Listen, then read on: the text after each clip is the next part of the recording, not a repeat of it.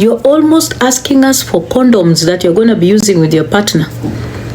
You are begging literally everything. Birthday ya mtoto, beg. Ati una stock duka yenye unataka kuweka vipande za sabuni, beg. TikTok, tap tap. Nataka kuingia tap tap. And guys, let me tell you the reason why Jacqueline is obsessed with tap tap sahi ni kwa sababu she wants to create a different pattern about her behavior on TikTok, because when she was being investigated, social media was the to-go place, and they saw her bragging about making money on this platform, and the money that she was making, she did not account for it in the United Kingdom, because first of all, she diverted it to an M-Pesa account in Kenya and bank accounts in Kenya, so she never reported that money to the UK. And she's been bragging about being a rich woman with 200 acres of land while doing all these things and taking benefits from the United Kingdom. That is how she was being investigated. So now she's changing the tune and even becoming a shopkeeper because she wants to create a narrative about her struggling in Kenya. That is what she's doing. Mnafikiria ni mjinga hivyo? Ako hapo hizo maduka anawaonesha kwa sababu anataka hizo videos zikuwe kama evidence. Sasa ile atakuwa amefikishwa pale kotini, atakuwa anaonesha ati oh, this is what I do on TikTok. Since you guys cut my benefits, this is what I've been doing. You think that she's begging ati because of no, she's creating a pattern so that she can have some evidence to present to the UK government. That's what.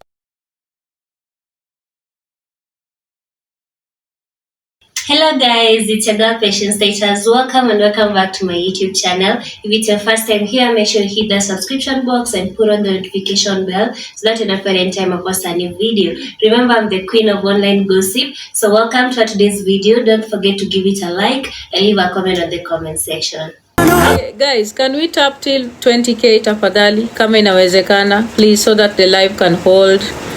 Can we tap until we reach 20k kama inawezekana? Mnanisikia vizuri? Can you guys hear me? First of all, mniambie kama mnanisikia. Can you guys hear me? Bila kelele, niko sawa? Sauti? Mniambie kama mnanisikia. Mnanisikia kweli? Mbona sioni watu wakinijibu? Woi.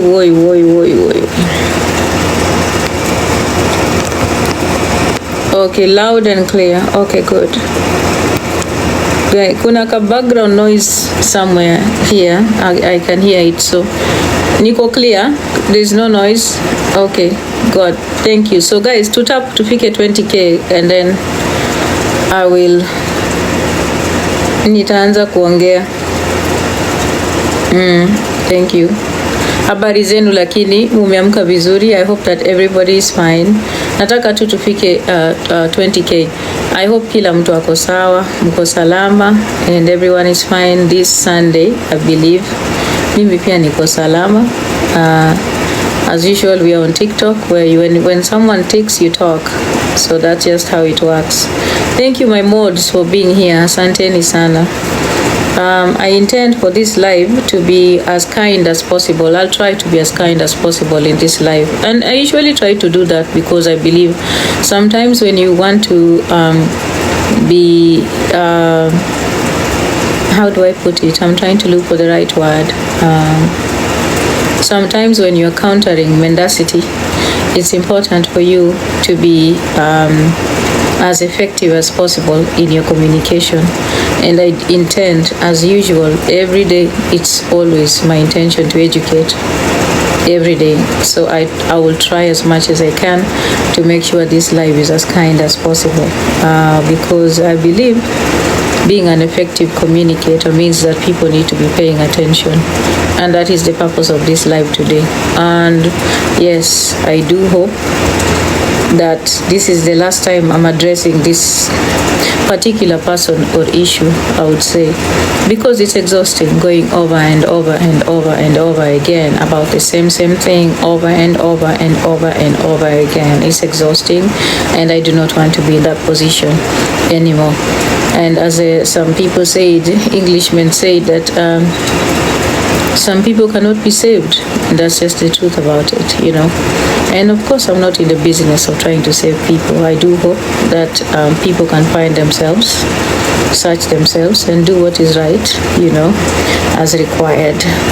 So guys, oh, thank you so much, Susie Mariana. Thank you very, very much. So let us tap to pick a 20K, and I need to talk about a few issues here. And of course, these are things that touch seriously on things that I'm passionate about, you know, especially as a feminist. And I had said before, nobody on TikTok gets to dictate if I'm a feminist or not. So my stand on whatever I'm going to be talking about will be touching on feminism, patriarchy, of course, and misogyny, because it's important. So let's tap, go to 20K, and then I will begin, because I want this song to end. Fairly nango sip chunya. Oh wow, that's a wonderful song. By the way, this is one of my best songs. I love to listen to it, and it's a good song. Ninasikia kelele ingine hapa. Sijui kama nyinyi ndio mnasikia, mimi peke yangu ndio nasikia kelele. Guys, can you hear noise in the background? I hear like a more in the background. A more in the background. A more in the background. A more in the background.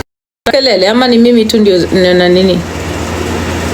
I hate that noise, like a breeze or something. It's subtle like rain. I don't like that. Okay, give me 1 second. I'm gonna check it out. Give me 1 second, guys. Give me 1 second. I take that out.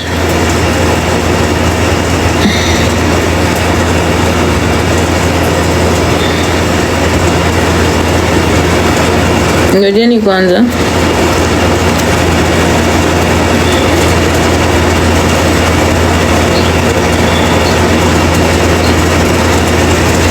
Acheni nitoe hiyo kelele na kuja.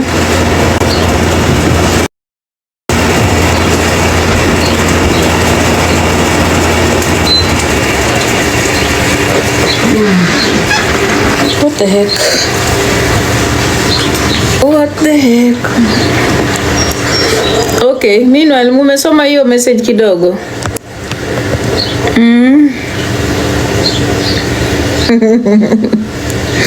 These were the days when Ombewa was productive. Ombewa was very productive on these days when she was. Masikia? Si imeisha sasa. Oh, hapa hivi Ombewa, this just a teaser. Basi unajua nikianzanga live lazima niweke teaser. Hapa ni Ombewa in 2020 February. She's asking me if I'm available, and she's asking me that her people are hungry at home, so that I can help her with $80. Unasikia? This is 2020. Jacqueline was asking me for $80 here. Joka odenyo dala, and no Martin. My people are hungry at home. They are very hungry. Mnaona? And I told her I use my money, all of it, to pay my apartment. Oh dear. Brokenness of makoaduto. This is the person that is telling me that I'm borrowing. Sunana huyu ako na history ya kuomba, guys. Namwambianga hii kitu amusiki. Namwambianga hii kitu na musiki. Kila siku namwambianga hii kitu amusiki. Mama alianza kuniomba pesa kitambo, but me I don't talk about these things because seriously I know that Jacqueline is a liar, and no matter what she will always come here with her lies. Unaona? Kao kiracha inya kama huko vibaya alikuwa anaomba $80. Anyway, hiyo ilikuwa tu teaser. Wacha nitoe.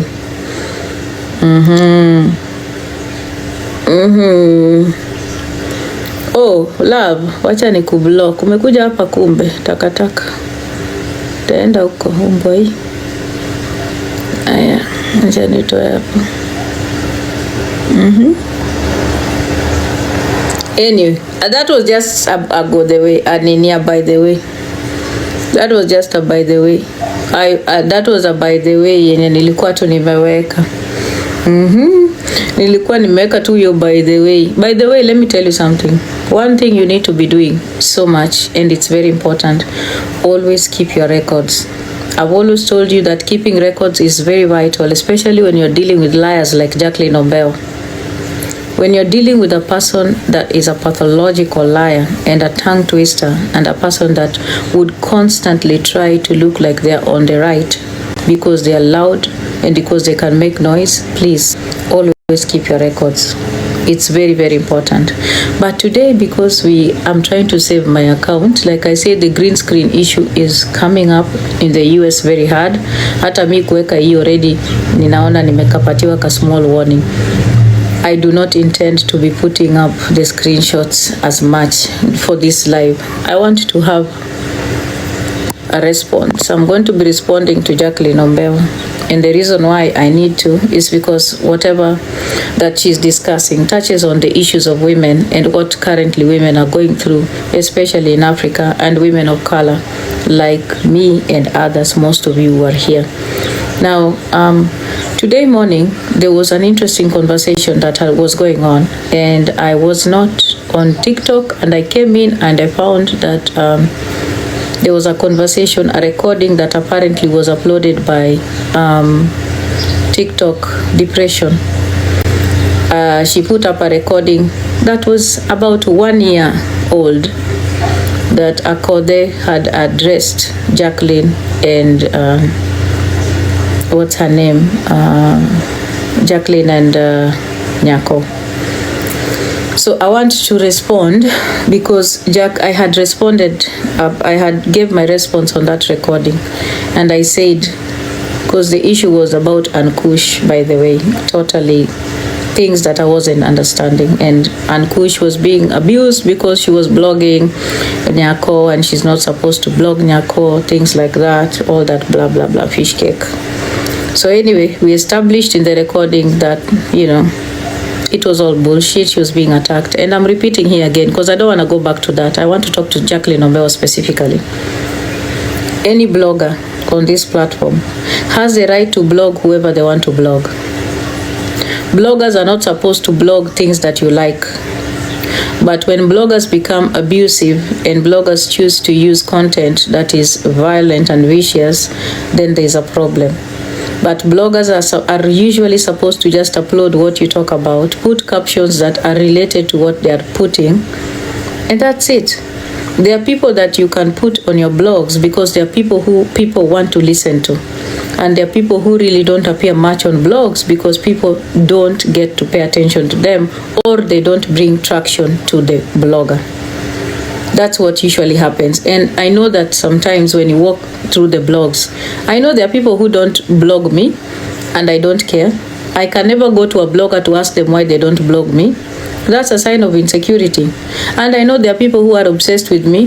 They will blog me every day, because when they blog me, there are people who are going to be watching and wanting to know what Diana Rosa said. And others will blog and put captions that are disturbing. And still, I never bother. Because these are like social media newsmakers. They put out whatever they want. How Ankush will blog is different from how TikTok drama will blog, because there are bloggers also who are trying to create a certain narrative about other people, and that's okay. What I say that I'm not gonna be following bloggers to ask them, why did you blog me? Why didn't you blog me? Why did you say this? Why didn't you say that? That's bullshit. Unless a blogger has posted my children, unless a blogger has posted violent things about me, I don't care what bloggers do. Honestly, I don't. I would never take my time to check or find out what a blogger has done. And following what I had in the morning, I believe Ankush did not do anything wrong. She just blogged.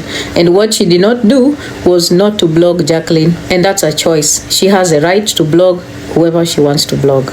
She doesn't have to blog Jacqueline just because there are people who want her to blog her. You know, anyway, blogging her might be difficult because seriously, I mean, how many people go to watch what Jacqueline is saying? How many? So for a blogger, they would choose people who they think are good for their platform, people who would bring traction to their platform, people who would be beneficial and help their platform get visibility.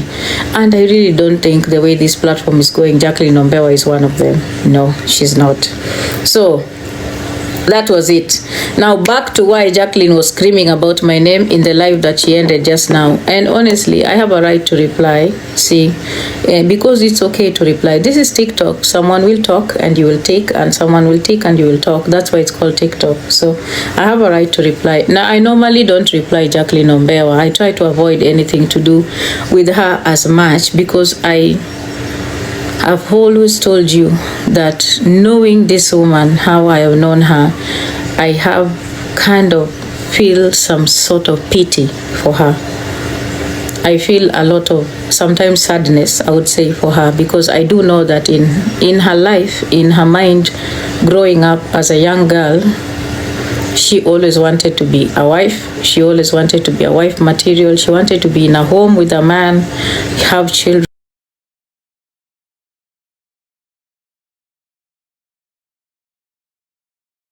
Emotionally, and I do hope, I have always wished for her to find therapy through this difficult period, because she has always lived a delusional life, you know, and a disturbing delusional life. So I will be playing that recording where she was responding to what's her name, to Akode, and I'll give her that response and talk about the reason why, because I really need to respond to her. So she said today that women that education is important, masomo ni important, that we should go to school. We should not be Form 2 dropouts. We should go to school. First of all, Jacqueline, I'm not a Form 2 dropout. Imagine you keep on saying that, and I'm sorry. Every day you keep on singing the same old lie that you cannot prove. And I'm sorry, I don't need to explain anything to you or anybody else from that matter. So if the shoe fits, do whatever you want to do. Say whatever you want to say. I don't give a fuck about that. Now, let's talk about the real facts of the matter, because you've been chest thumping today and saying a lot of things about your academics and about how much you have achieved in your life and how much you want to teach women about patriarchy and how much women are supposed to be getting out of the conveyor belt. Jacqueline, baby, you are not in the conveyor belt. You are in the sewage. You never even passed by the conveyor belt. You did not even pass by the conveyor belt, my dear. You did not even get that privilege.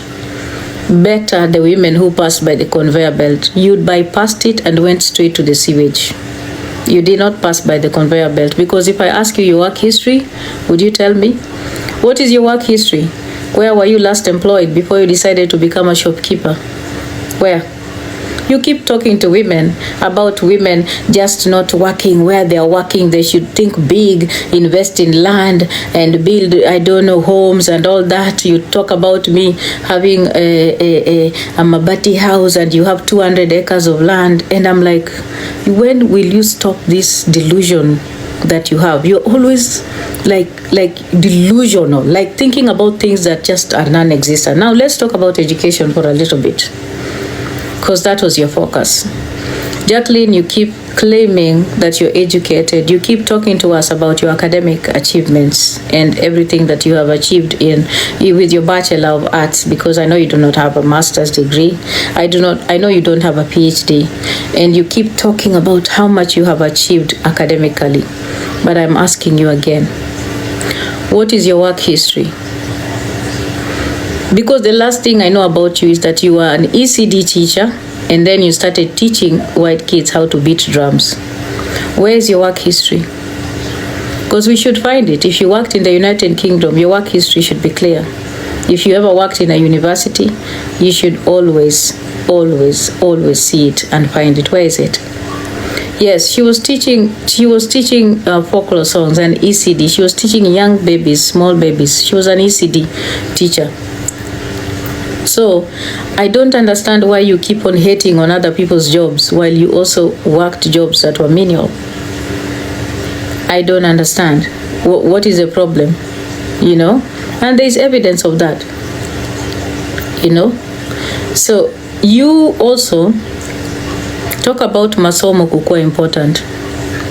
Jacqueline, masomo kama ni important and you are the example of masomo, I don't want masomo. Sitaki masomo. Kama Jacqueline ndo example ya masomo na kusucceed kimasomo, sitaki kusoma. I don't want to go to school. Because Jacqueline is the complete description of failure. When it comes to school and education, if you're gonna be putting Jacqueline and education and academics together, I'm sorry, no. This same woman that talks about academics and education and being successful, this same woman came on this platform, lied to us that she is going to be building a school for children with autism in Kenya. She lied to us that she's going to be building a whole school with kids with autism in Kenya. And she came here, sold us, as you know, a plan that was all fraudulent. People gave her money, and up to today, we do not have a school. There's no school in Kisumu for children that are autistic. And she also does not have the money. So she came here, stole money from people, does not have a school for autistic kids, and she is still here asking for more money. If education was helpful to you, Jacqueline, you should have used your academic qualifications to find money, to even write grants, find the right connections in the United Kingdom so you can get money for your schools, quote unquote, that you claim to have. You never did that. Instead, you chose to come and hide on TikTok and sell us a plan that was full of lies about you building a school for children with autism in Kisumu, which you really did not do. And that went like that. If education is important, Jacqueline, I'm going to be reminding you of things and why education and Jacqueline Ombewa do not go hand in hand. Or rather, maybe you passed by an institution where people were getting educated and you never got anything. You keep claiming that you're educated, and you keep claiming that, you know, you went to school early, that you're everything, and that, you are now retiring. Jacqueline, this is point number 2 for you. If education was helpful to you, you would not be relying on the UK government for benefits. People who are educated use their education and their academic qualifications to bring value to them and productivity to them. You would not be depending on the United Kingdom government for social welfare benefits. You wouldn't. Because people who get social welfare are people who are earning a certain amount of income per year. And therefore, because of their social economic status, a government decides to be giving them some money to help them get by. You understand? I know you're going to come up and say that, oh, it's because my daughter is having a condition. No. People who are wealthy do not get benefits from the government even when their children have conditions, because their money takes care of their children's conditions. So you're not in the wealthy gap. You are not in the productive or the most richest or the most productive people in the UK.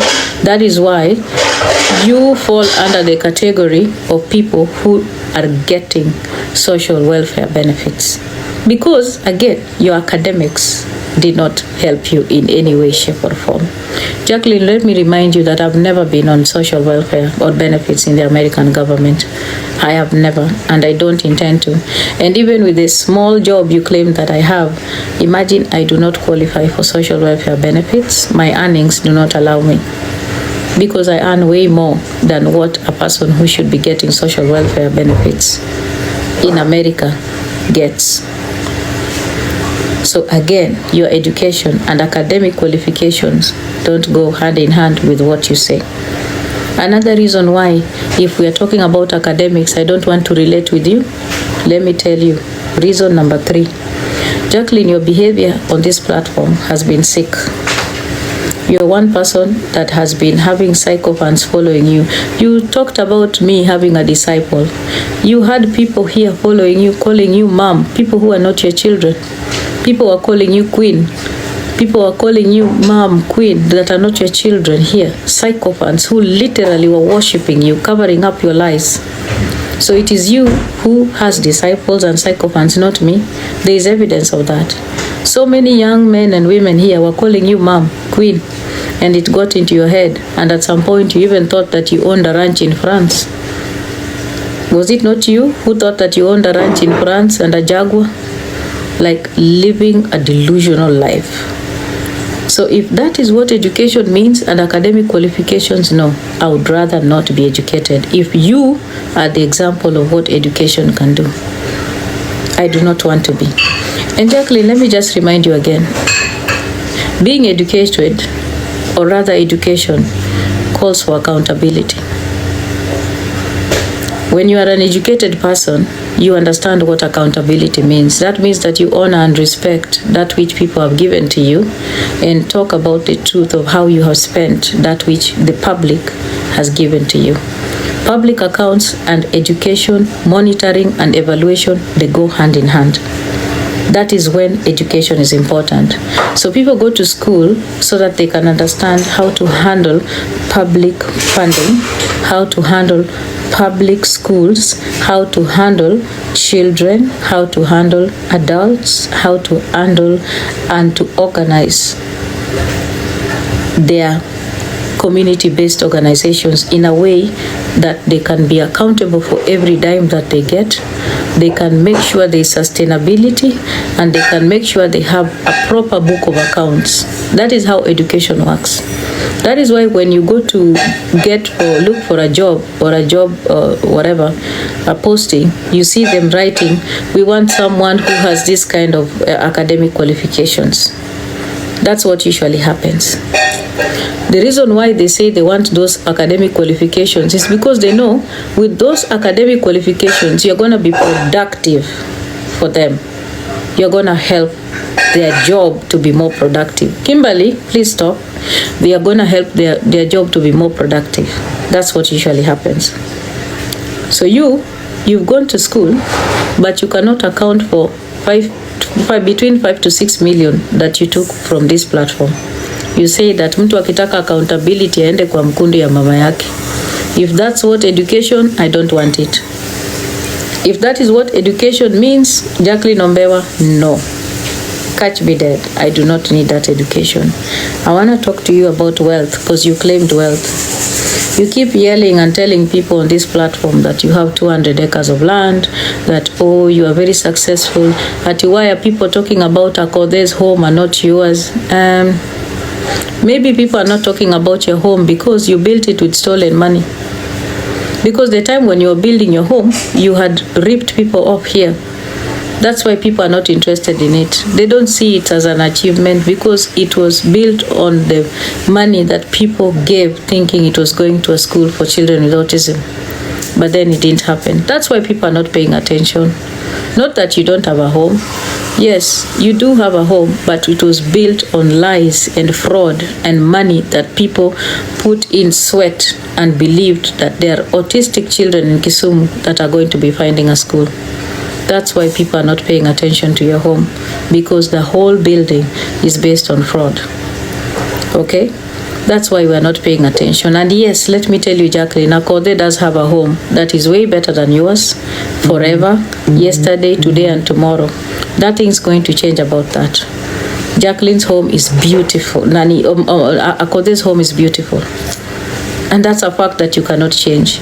And yes, you keep on derogating and saying that I was trying to simp onto. No. We talk about facts and the truths as they are. You know, and I am. So you talk about education. This is where I'm going to be putting and pinning myself on every day. You keep saying you are educated, umeenda shule, you are everything. Jacqueline, what happened? Why are your schools not in your name? Can you give us just one document that shows the schools are yours? Tell us.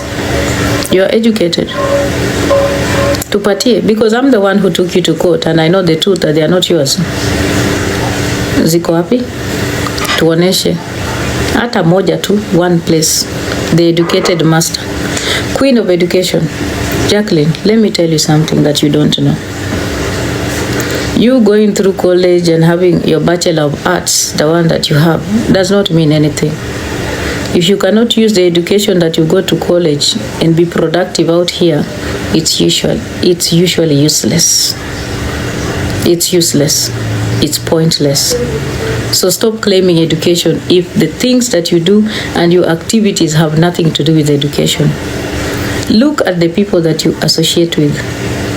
Now let's talk about relationships. If you're talking about you being successful, hata before tuende relationship, turudi tena hapa. Okay? Oi, team 254. Umesahau, umekuja in the wrong place. This is the wrong place, my dear. And I'm a mod here. Umekuja in the wrong place. This platform sio place ya wajinga. Usikuje na comment ya ujinga, juu mimi nitakublock. Mimi ni mod. Okay? Ngoja kwanza. Wait, I'm checking on something. Wait.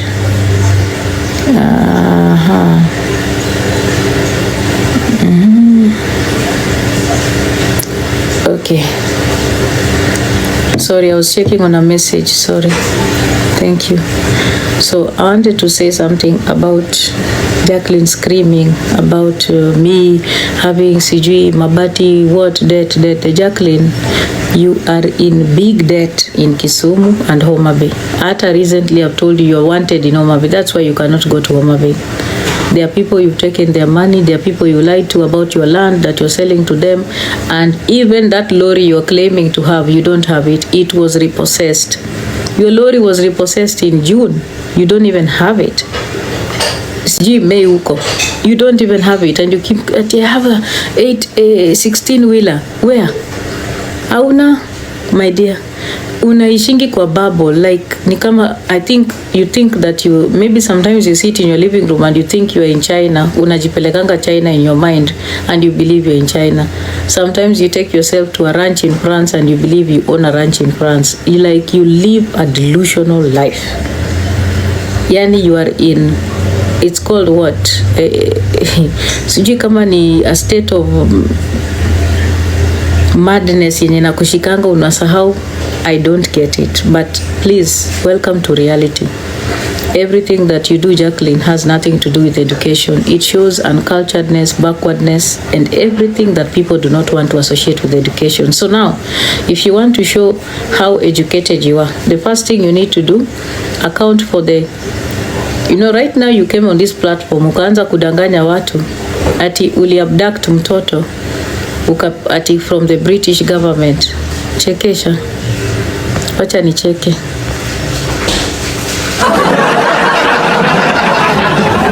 Umekesha watu hapo wajinga wenzako, unawaambia eti uliabduct mtoto from the British government. Unafikiria ukiabduct mtoto from the British government wangekuwa wamenyamaza? Right now the Kenyan government would have already taken you back to the UK, my friend. The Kenyan government and the UK government, they have an extradition treaty. You cannot steal a child from the UK and come with it to Kenya and you're sitting there pretty. It doesn't work like that.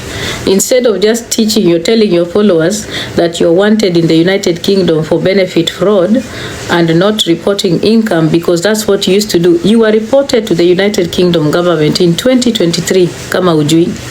And I know you know this because they've been investigating you. And you can ask Ati, she'll tell you because she knows the truth about what I'm saying. In 2023, you were reported by someone in the United Kingdom, okay, for benefit fraud and not reporting, okay? That's what happened to you. So I don't understand why all of a sudden you come and lie to people here that you abducted a child. You abducted who abducts a child and is left by the UK government? Nani? You cannot be left by the UK government if you abduct a child. You will be haunted. Even the Kenyan government will be asked to bring you back to the UK. That's how it usually works. So you are going back to the UK because you're going to be answering to what the government of the United Kingdom has been investigating you for. benefit fraud. And that is why you came and said that the benefits were stopped, because benefits are stopped for people that are being suspected of fraud. That's what usually happens. So you ran away with the child, did not say where you are going, because you knew that the school was going to report you are leaving, and then they would know. That's what happened to you. Lakini unakuja kudanganya wafuasi wako so that ukirudi juu ulisema una retire Kenya, wasikuulize swali yoyote, ndio wafuasi wako wasikuulize chochote, cause ulikuwa umesema una retire Kenya. Na tena ni vipi unarudi kwa sababu umeshtakiwa, and you know that. That is the truth of the matter. Hakuna kitu ingine. So you're trying to cover up your tracks by bringing the story of wewe uliabduct mtoto kutoka UK.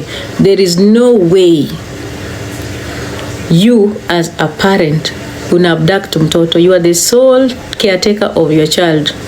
Even the government knows it. You don't have a dispute with the father in court in the UK. There is no way ati umeabduct mtoto, na tena hauna pending case ya abuse ya mtoto, so hakuna reason ya serikali kusema ati mtoto ni wao. Mtoto si wa UK, mtoto ni wako my dear. Mtoto atakuwa wa UK kama wewe kama mama umenyang'anywa parental responsibility. So cut that bullshit. I thought if you are educated you would be giving people the truth as the person that is educated. Sawa sawa, tumeelewana. So wewe ukirudi UK kujibu mashtaka zenye ulishtakiwa na umekuwa investigated from 2023, enda pole pole, wacha kupigia watu kelele hapa. Then let's talk about productivity. You keep on yelling and saying how much you are productive, but you come out of the conveyor belt. Which conveyor belt? Ati unadharau wanawake wenye wanaenda makazi kufanya kazi zao. Ati I want to teach African women how to get out of the conveyor belt. My friend, you got which conveyor belt did you come from? Wewe mwenye ulikuwa unafundisha watu kupiga drums. You got out of the conveyor belt into the sewage because you've come back on TikTok as a beggar.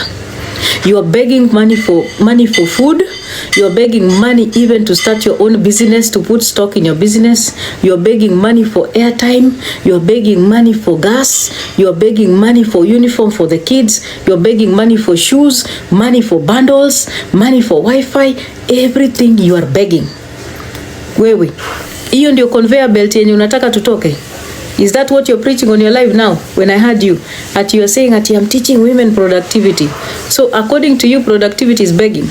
You beg literally everything in your life. Kila kitu that is about you is begging. You even beg for relationships. Ukiwa hapa si wende ulikuwa unatuaibisha hapa. Ati umesema ati uko organized. Chekesha guys.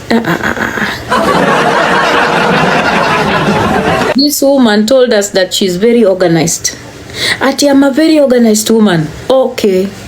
Wewe mwanamke mwenye organized ndio tulioneshwa nini yako, suruali yako pale hivyo na machichi. Unalala chini kama nyoka na hiyo organization yako. Are you the same person that is organized? Were you not the same person mwenye alilala chini, alilewa mpaka akapigwa picha kama amelewa, amejikojolea? Is it not you, Madam Organized? Were you not the same person that came here drunk, ukalewa mpaka ukakojolea mapaka? Madam Organized, you are very organized. Ni wewe ama ni mtu mwingine? But tell me about how organized you are. Was it not you? Wewe, nakwambia ulikuja hapa kwa platform ile siku tukaletewa mpaka soap dish ya nyumba yako na suruali kama imehangiwa sijui wapi. Wewe mwenye uko organized. Is it you ama ni mtu mwingine? Is it you? You're talking about being organized. What is organized in your life, Jacqueline Ombewa? Able to be how organized you are, because I believe if you're talking about productivity begins when a woman understands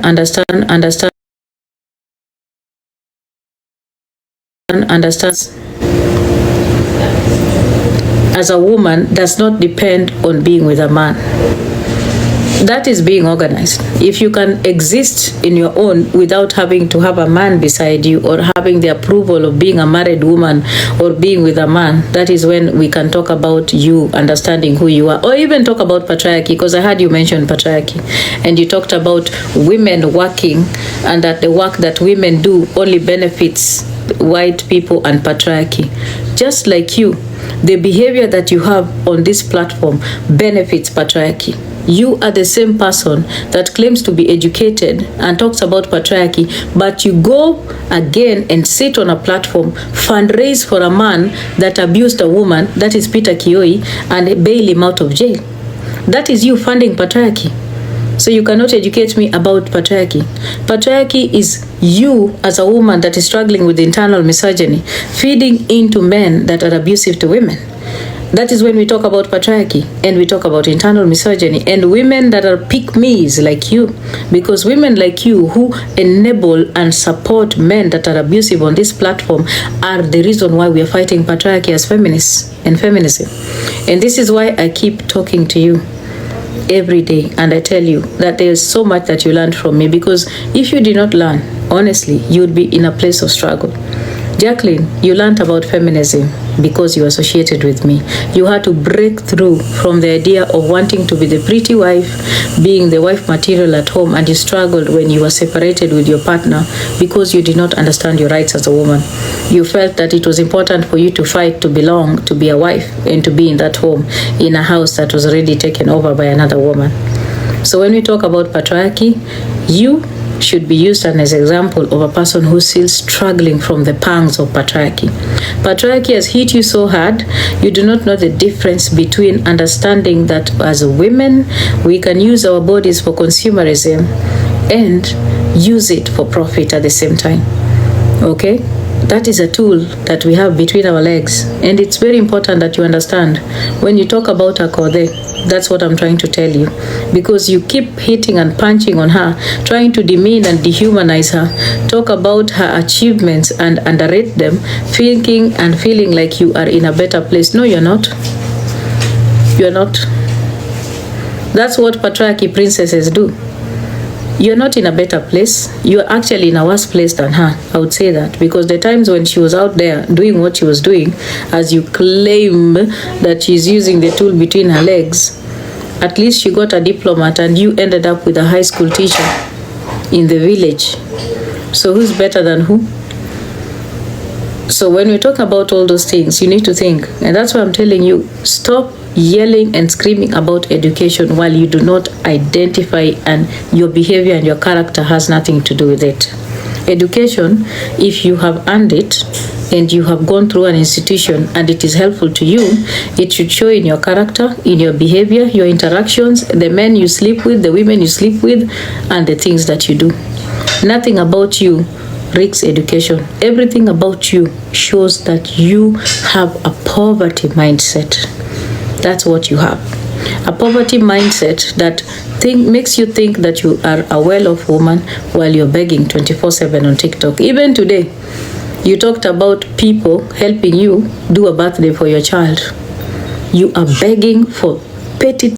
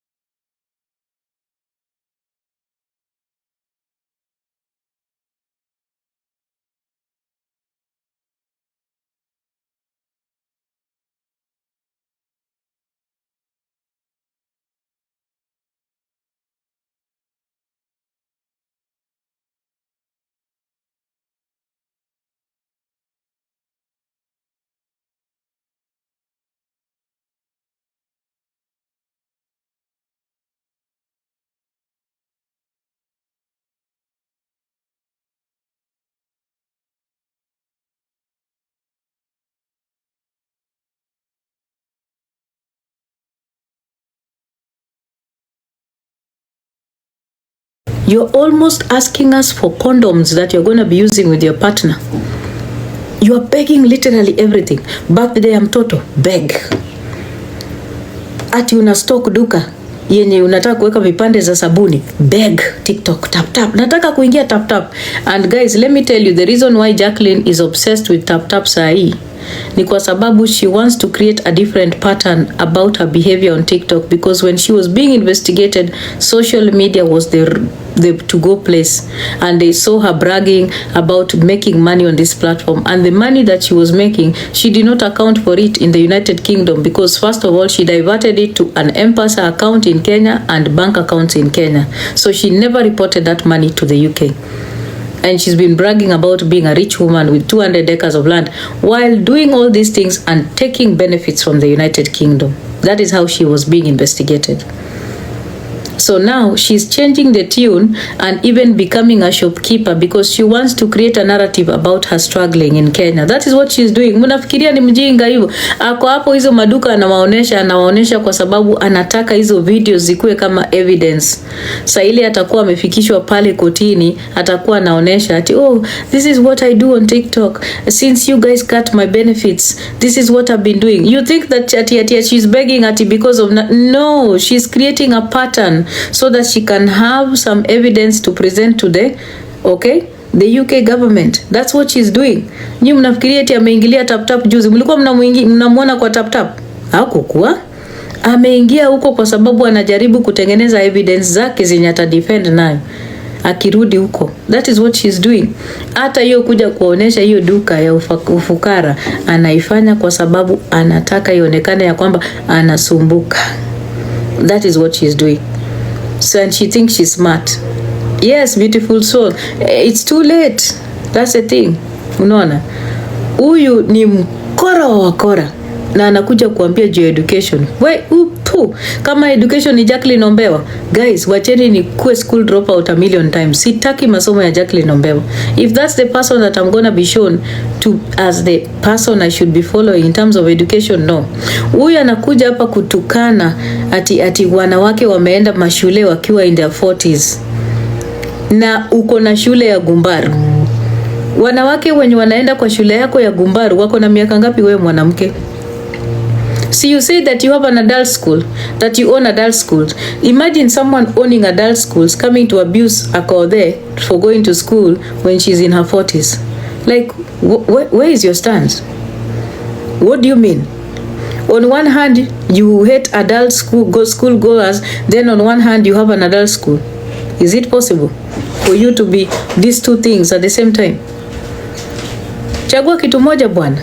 Pick a struggle. Pick one struggle. Pick one struggle like this and go through with it. Unaona? Like you are a pathetic and useless liar. That's what you do. You lie every day and that's what you thrive on. 24/7.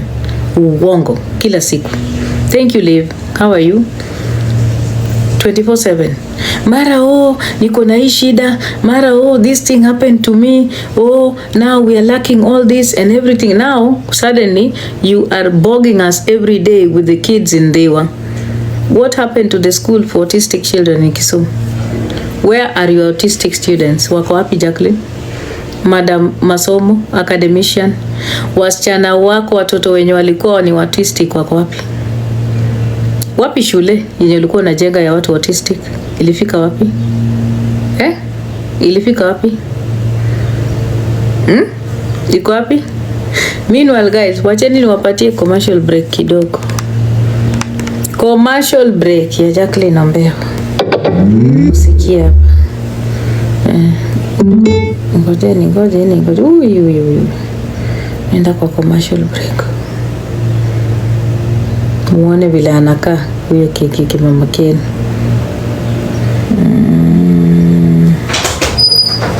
Ngoja kwanza. Where's that thing?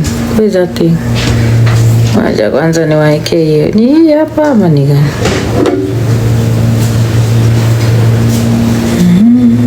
Minutes only, less than 1 minute. That's fine, just stay on the line now and you need to obviously tell me if anything changes. Yes, I'll tell you if anything changes. Yeah. Okay. Hi guys, I've just muted the ambulance. Now, the thing is, guys, I think she's having another seizure. I think so. She's starting to buzz again. Mama, stay alert, okay? Yeah, so guys, I've got the ambulance coming. Now, this is the way that my life is at the moment. It's been like this since my daughter was like maybe 2 years old. Yeah, she gets seizures. Gojeni. Oi, Pauline.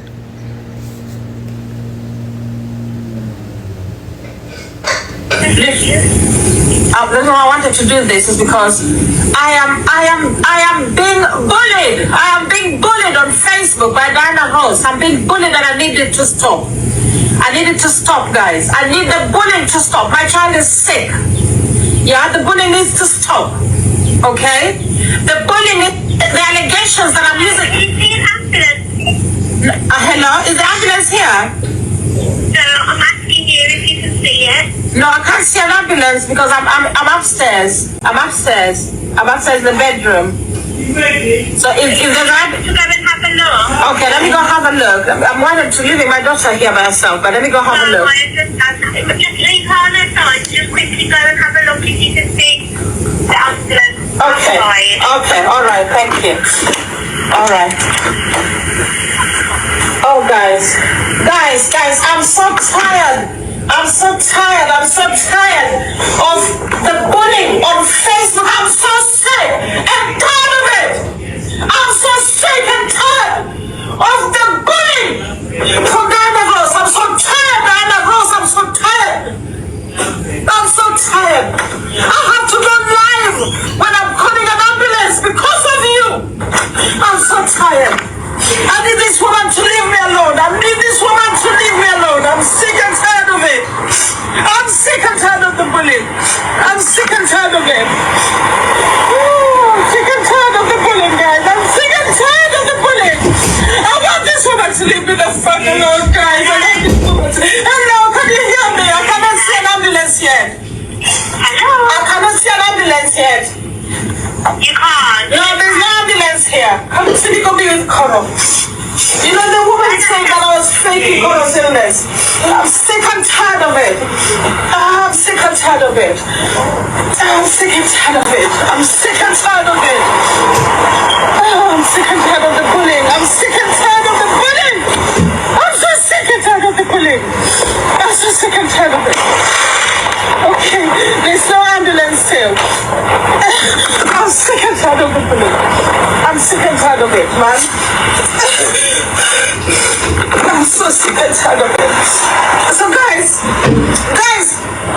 if you know this woman, come to this woman. I want her to leave me the fuck alone. I want Diana Ross to leave me the fuck alone.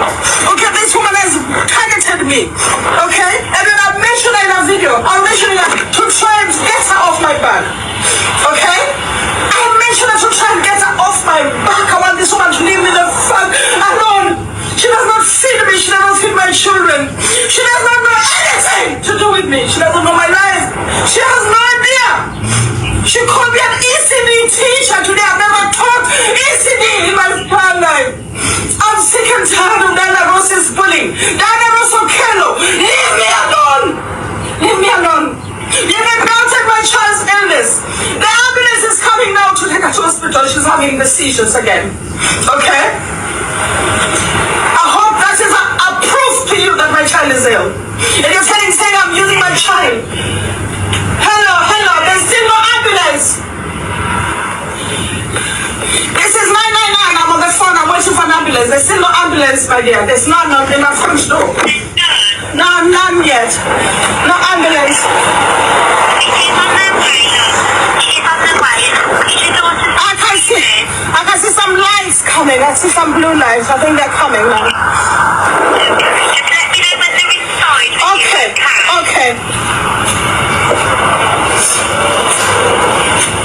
Yeah, so guys, please, if you can talk to this woman to leave me, just back off. Back off. If you don't feed me, if you don't pay my bills, you don't know anything about me, just back off. Just stay away from me, please. Okay? Please stay away from me.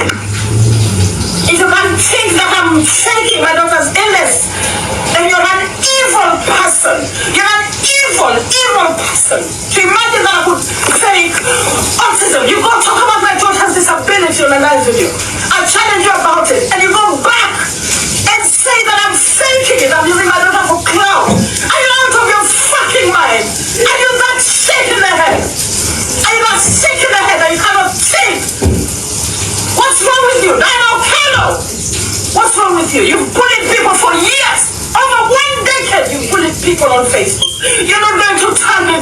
victim than Okello. Okay? And I said yes, that you're addicted to Kit Kat because you said I have a problem. Okay? I told you you're the one who has a problem. You're addicted to Kit Kat. I'm not addicted to anything, Diana knows. Okay? Get off my fucking back. Get off my fucking back. This is proof to you that my child is disabled. My child has a disability. My child has a fear medical. There's a medical personnel coming in. Diana knows, leave me the fuck alone. I'm sick and tired of you. The child is fine. Yeah, hello. The ambulance is here now. Are they in the property with you? Yeah, they're just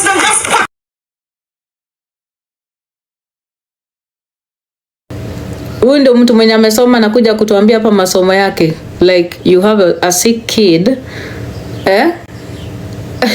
Yes, she pulled the victim card. When I called her out for the bullying, she pulled the victim card. Akaanza kulia because I called her out for being a bully on Facebook.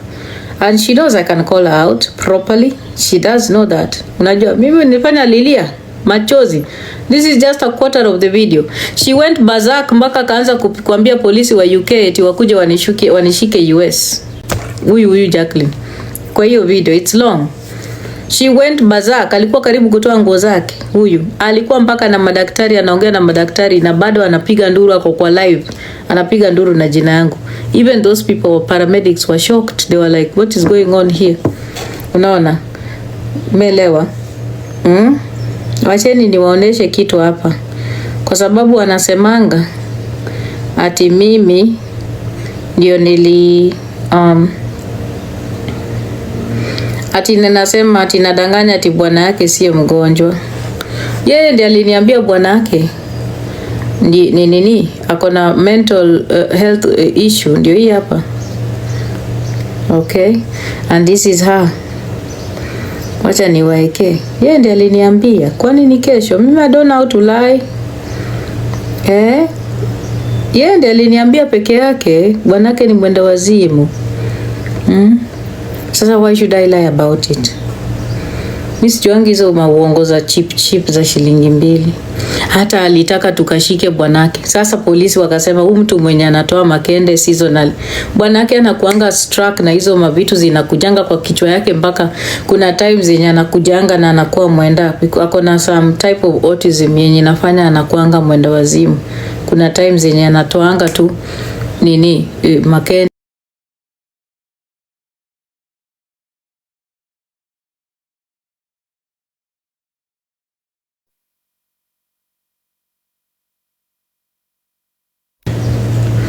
Acha niwaeke ya mwisho muone.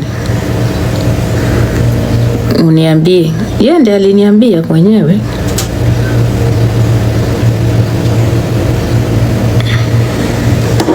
Si mnaona?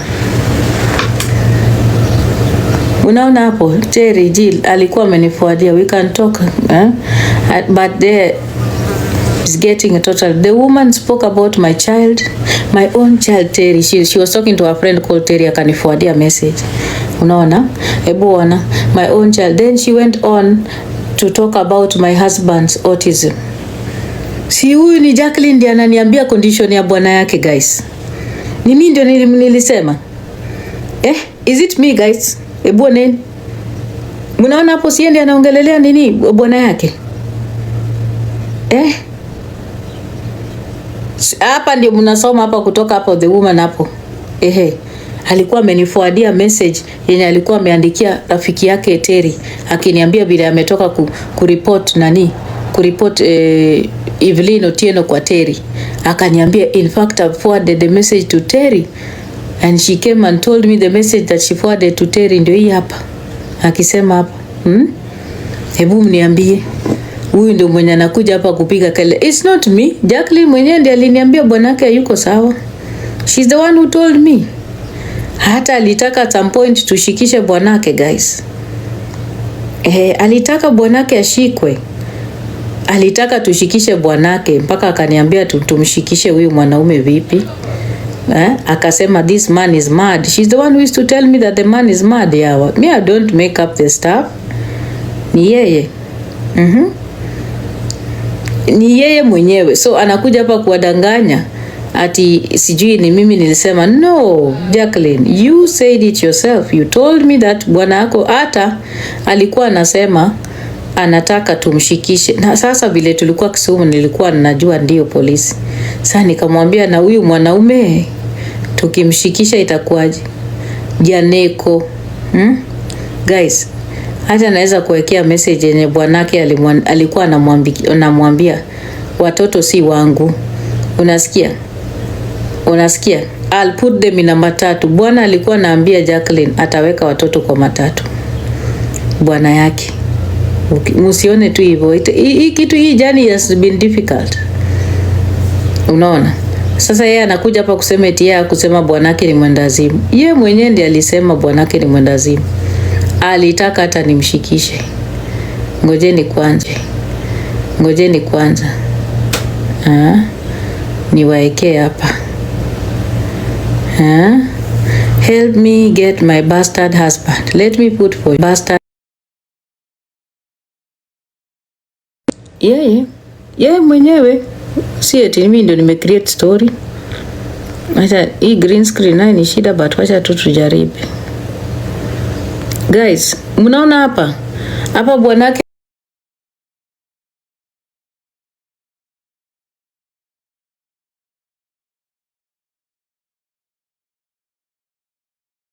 kids ama nitawa drop them kwani. Ngojeni. Hapa bwanake alikuwa ametoa watoto usiku akaenda kwa drop kwa bus stop. Huyo bwanake. Na muone hapa hivi, ngojeni uone. Aya, ndio hiyo. Jacqueline ndio huyo anasema. Hapo nilikuwa nimechukua watoto wake nikampelekea kwa police station Kisumu. Bwana alichukua watoto akapeleka kwa bus stop. Bwana ananiandikia hapa, calling you now. 2015, yes. Help me get my bastard husband behind bars too. Please, I'm tired. Mimi nilijuaje bwana yake ni mwenda was bastard jamani? Si huyu bwana alichukua watoto guys usiku saa 3 akaenda akaweka kwa bus stop Nyetendwa. Janeka na kuambia mwenda wazimu. Alichukua watoto akaenda akapeleka kwa bus stop usiku. Ndio huyu hapa nikimwandikia ako arrested, the kids are in the station. Unasikia? Mpaka Jacqueline akaenda kuchukua watoto kwa police station Central. Ndio huyu hapa. Mimi ndo nilimsaidia. Now today this woman is talking about me. Ati mimi ati siko educated. Yeye mwenye ako educated mbona hakusaidia watoto wake at that time? Na hiyo education yake yote mbona hakusaidia watoto? Why did you not help your kids, Jacqueline Ombewa? Na watoto wako wote.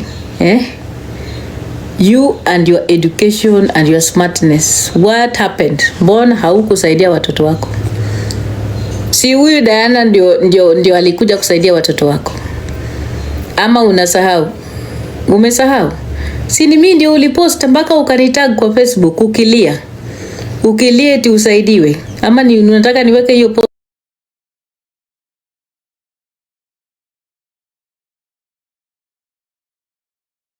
It's for these liars. Aya, si ndio hii hapa? This is Jacqueline asking for help and tagging me. November 2015. Friends in Kisumu, I need you right now to rescue my children. Sini huyu? My kids. Unasikia hapa? Huyu bwana yake huyu mwenda wazimu walienda akaweka watoto nje. Na hii ndio post alimake, guys. This is the post that led to me having a conversation with her. Alafu tukaenda kurescue watoto wake. Huyu mwanamke sasa hivi mnamwona anafunua mdomo yake hapa kwa TikTok akiniita this woman now. This is the post she put on Facebook and I am the one who went to her rescue. I rescued those kids. Mpaka polisi wakaenda kuwachukua. Mimi Diana Ross. Mimi hapa. And he just took a phone call. Mimi I sent my aunt, unaona? That's my aunt. I texted her that there. Ndio akaenda kuenda kuchukulia nini watoto wake. Huyo mwenda wazimu wake. She posted, friends in Kisumu, I need you right now to rescue my kids who've been abandoned at the bus stop, please. Diana Okelo, I wish how you are in Kisumu, please. Analia na jina yangu. Is anyone in town right now? Is anyone in town right now? Huyu mwanamke sahi siku hizi ananiongelesha vile ananiongelesha hapa. Unasikia? So guys, I have told you, mimi I know Ombewa. Unaelewa? When it comes to Ombewa, I understand her very well and I know how manipulative she is. Unasikia? Mimi najua Ombewa vizuri kuwashinda nyote hapa kwa hii platform. Hamjui Ombewa. You don't know her. Ombewa is one big fucking liar. She can make up a story and you can think it is the pure truth. Mpaka ingie. Unasikia? This is the woman that is now claiming feminism and she was learning a lot from me. Mimi huyu mwanamke, she came to my platform because she was learning a lot from me. Unasikia? This is a woman that used to learn from me. She was learning from me. Si uongo?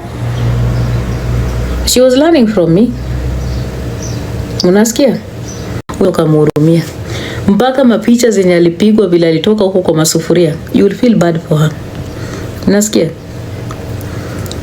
So guys, when you see me not addressing this woman that much, it's because I also feel sorry for her. Naelewa history yake.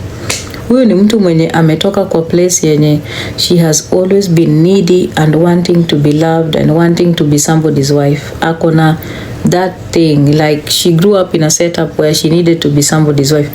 Jacqueline anaongelelea watu kuosha choo. Thank you Black Diamond. Anaongelelea watu kuosha choo. Na yeye wazazi wake walikuwa wanafanya nini? Mama yake alikuwa anapika strungi hata akiosha choo Siriba College. Babake alikuwa anauza skari nguru. Jacqueline alivaa viatu the first time akienda kwa shule high school. That was the first time alianza kuvaa viatu. Barumuriat. So mnaonanga vile mguu zake zinakaa. And those are things that she told me, guys. I can get you those messages. She never got the opportunity to have a good life until the time benye sasa alienda high school. Ndio huyu sasa unamwona sasa kwa hapa ana shine na anaongelesha about education. Guys, what we should teach women is how to know and understand their rights, because that is the most powerful tool to navigate the world today. When we are talking about patriarchy, there is nothing that is more effective and more powerful than an empowered woman who understands her rights, because an empowered woman will know her value. An empowered woman will respect education and put value on the education that she gets. And an empowered woman will show the value of education in her productivity in everything that she touches. That is how it works. When you're educated, the value of your education is seen in the work that you do. That is how education works. So you cannot claim education, but what you produce is the opposite. You can't claim education na unaibia watu pesa na hakuna shule ya autism. You can't claim education na unajikojolea na unakojolea mapaka kwa TikTok. You can't claim education na suruali zako zinaonekana kwa live ya Mali Safi. You can't claim education while you sleep with your subordinates. That's not how it works. So things don't work that way. So when you claim education, and then also, Jacqueline, I've always told you, please stop being obsessed about my body and the changes I've made in my body. I know why it bothers you.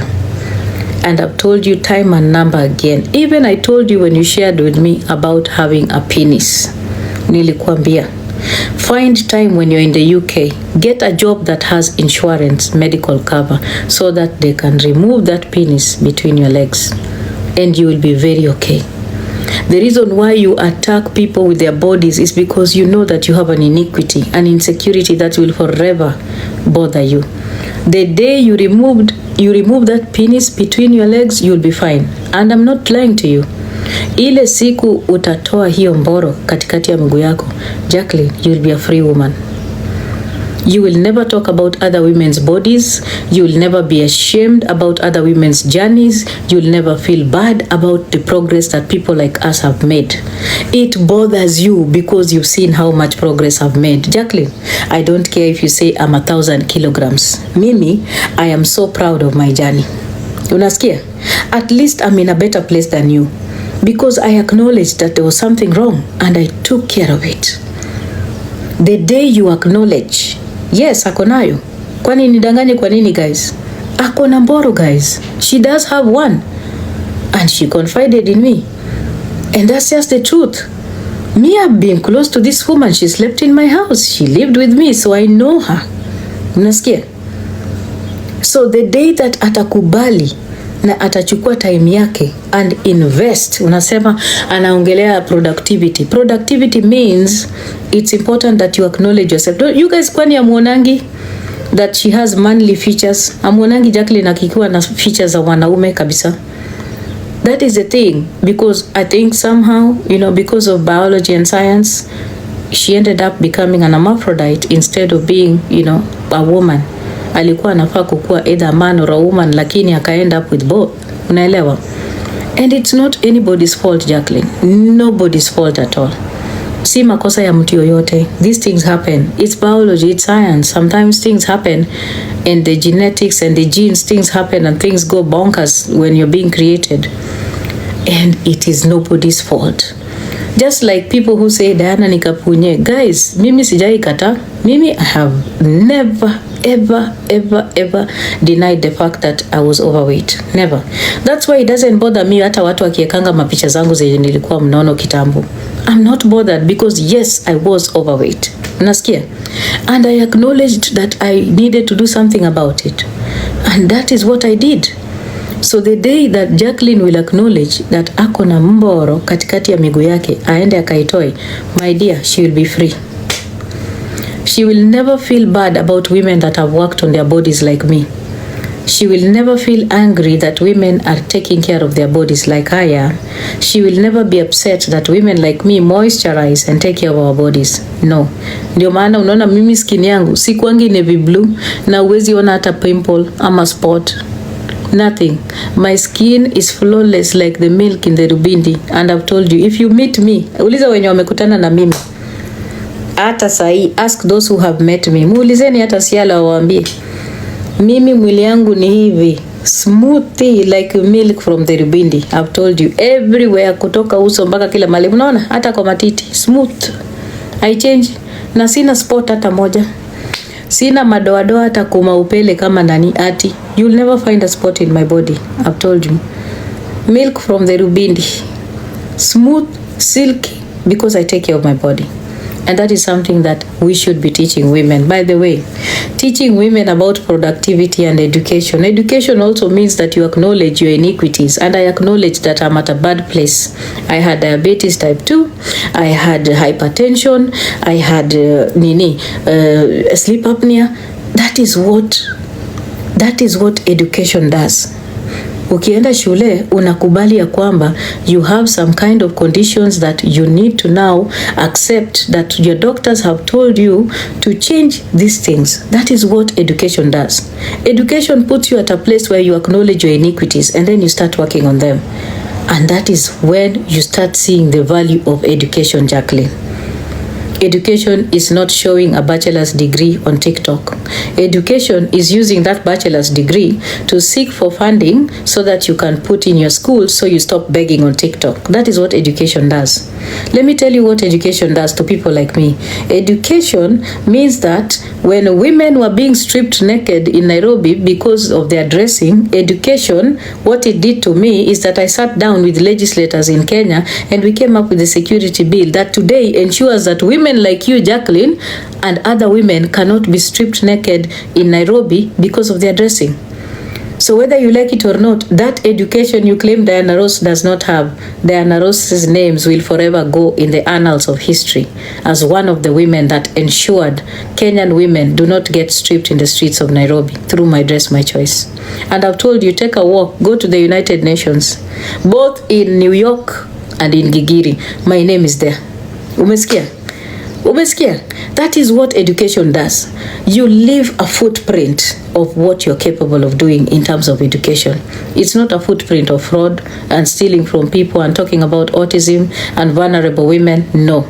Education dictates that you use what you have earned in the schools and you become a productive member of the society in terms of beating and smashing patriarchy. That is what happens.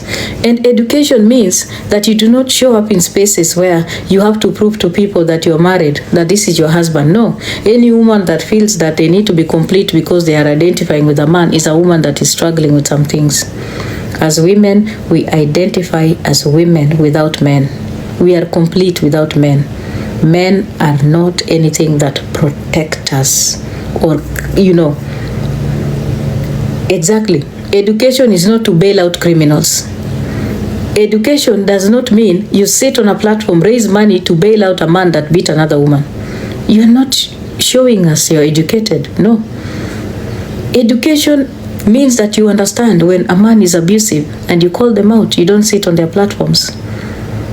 So when you talk about education, my dear, maybe you might need to rethink using the word education, because everything you do is nothing related to education, Jacqueline Hombewa. So the next time you want to talk about education, make sure you show us how productive your education has been to you. Tell us your Bachelor of Arts, how much you have made, and why you are not able to use that Bachelor of Arts to bring money on the table. Instead, you have retired as a shopkeeper in Kenya. Tell us how your education is important to you when you're able to sit on platforms and talk about your schools, quote unquote, bring in money so that you don't have to subject minors and expose them to people on TikTok where they could be vulnerable and exposed to other people, like even traffickers on TikTok. That is what education is. Education means that you also acknowledge that women can use their bodies for consumerism, and it's something that you need to respect. Education means that you acknowledge when another woman is doing better than you are, just like a Kode is doing better than you are, and then you accept, either learn from them, applaud them, or simply compliment and keep quiet. Education means that you acknowledge when someone is doing better than you are. That is what education does. It creates a space where you are in a place where you acknowledge there are women who have better skills, women who are more eloquent, women who have intellectual prowess and financial stamina than you do. Education means that you acknowledge that we are not the same.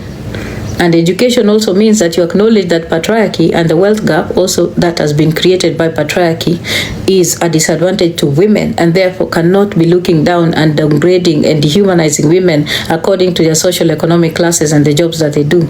Education means that you understand that to a woman that is making $30,000 or $40,000 US a year is not different from a woman that is selling groundnuts back in Kenya. Education means that you know how to differentiate that a person living in a first world country cleaning a toilet is way better than a person who is in a third world country selling groundnuts. You cannot compare the two. It doesn't work. The economies are different. Education means that you understand that as women, we are fighting one thing, and that is patriarchy. And when you are facing patriarchy and you come with autopsies about who you are as a woman and your identity and how you're fighting and tackling patriarchy, that's when you become a patriarchy princess. There are no autopsies to feminism. Feminism is feminism, period.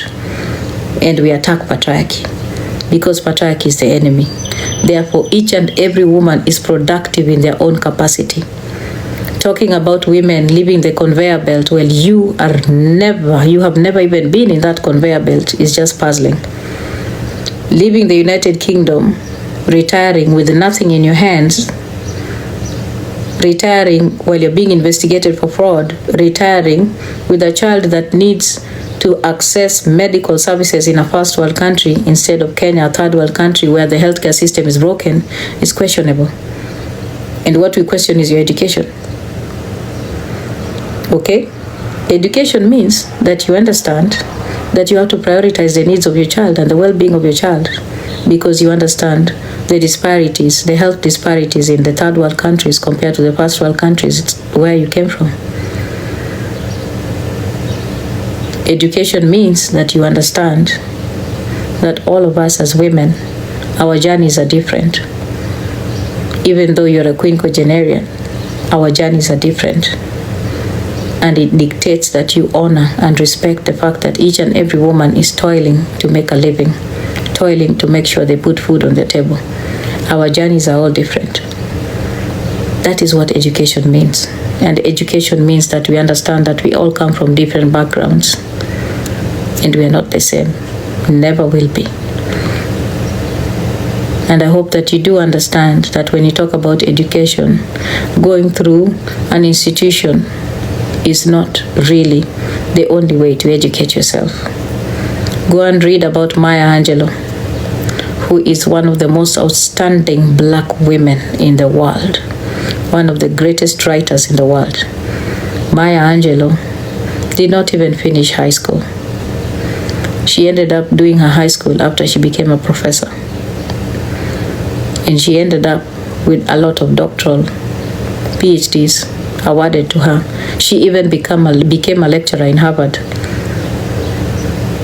without a college degree. So go and read and understand how things work. So thank you so much for watching the video to the end. Remember to like, share, comment, and if you have not subscribed, please make sure you subscribe and put on the notification bell so that you know every time I post a new video. So guys, thank you. I'm gonna see you on my next video. Bye.